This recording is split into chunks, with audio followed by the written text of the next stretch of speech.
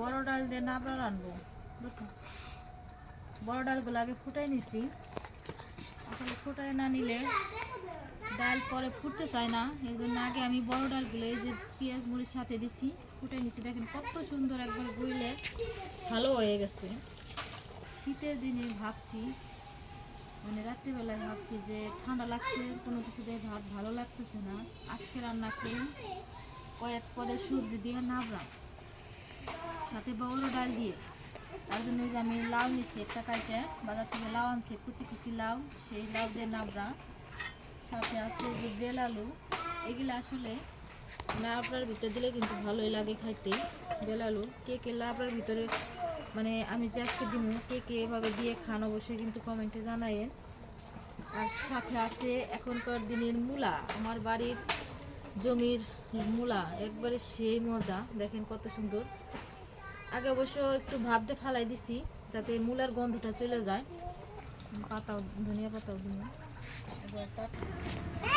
দিয়ে দিন যে আলুগুলো আমি আগে দিয়ে রেখে দিয়েছি।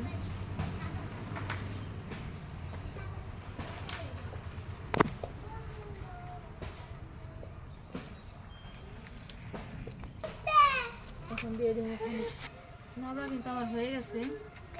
এখন বাগার ডিম তেলের পর পাঁচফোড়নের দিয়ে দিতেছি এই সয়াবিন তেল।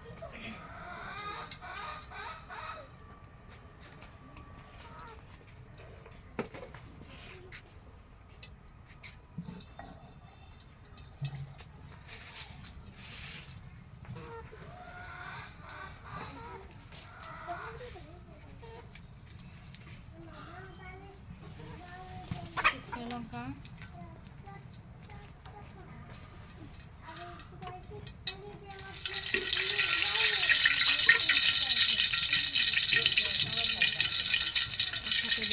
পাঁচফোড়ন,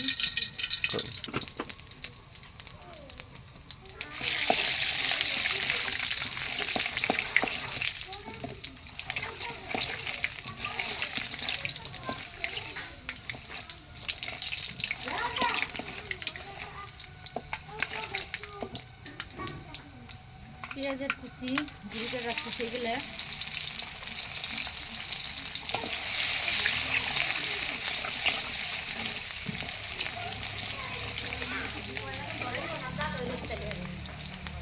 এই যে রসুন বাটা,